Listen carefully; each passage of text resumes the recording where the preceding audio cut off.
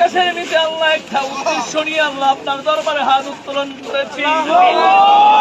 আপনি গাইবীভাবে আল্লাহ এই স্বৈরাচারের পতন আল্লাহ আজকের ভিতরে আল্লাহ আপনি পতন ঘটিয়ে দেন। বাংলার লক্ষ কোটি মানুষ এই স্বৈরাচারের অত্যাচারের নির্যাতিত নিপতিত হয়ে আল্লাহ কত মায়ের বুক খালি করে আল্লাহ অত্যাচার করেছে। আসমানের নিচে তোমার কুদরতি পায়ে পড়ে সেজদা করে বলছি, ফেরাউন নমরুদের মতো এই হাসিনা সরকারের পতন ঘটিয়ে দাও। আমরা শপথ করেছি খোলা গাছের নিচে দাঁড়িয়ে, যতক্ষণ পর্যন্ত এই সরকারের পতন না হবে আমরা কেউ ঘরে ফিরে যাব না।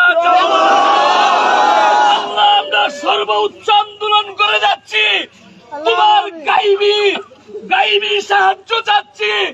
যেইভাবে যুদ্ধে বদরের যুদ্ধে সাহাবায়ে কেরামকে সাহায্য করেছো, মানুষকে তুমি সেইভাবে সাহায্য করো। বোনেরা মাসুম বাচ্চাদেরকে নিয়ে শান্ত শিষ্টভাবে থাকার জন্য রাস্তায় নেমে এসেছে। আল্লাহ আল্লাহ তোমার কাছে সাহায্য চাচ্ছি। আল্লাহ তুমি গাইড করে দাও।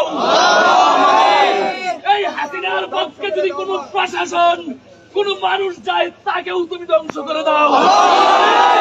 ফেরাউনের ইতিহাস দেখেছি আল্লাহ, ফেরাউন হাসিনার যে শতগুণ ক্ষমতাশালী ছিল তুমি নীল দরিয়ায় ধ্বংস করেছ।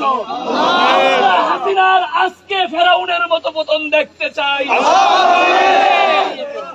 আসমানের নিচে আল্লাহ কুদরতি পায়ে পড়ে চেষ্টা করে বলছি, আল্লাহ এই বাংলার জমিনে তরু তাজা বুকের রক্ত দিয়ে কত স্টুডেন্ট বাইরে আল্লাহ এই বাংলাদেশের শান্তির জন্য কামনা করছে। আল্লাহ কত মা সন্তান হারিয়ে আজকে দাঁড়ে দাঁড়িয়ে করছে। আল্লাহ তোমার কাছে সাহায্য চাচ্ছে। আল্লাহ তোমার গাইবি আল্লাহ গাইবি সাহায্য আসে, হাসিনার পতন আসবে। 18 কোটি মানুষের প্রত্যেকজনের মুখে মুখে হাসিনার পতন পতন পতন চাই।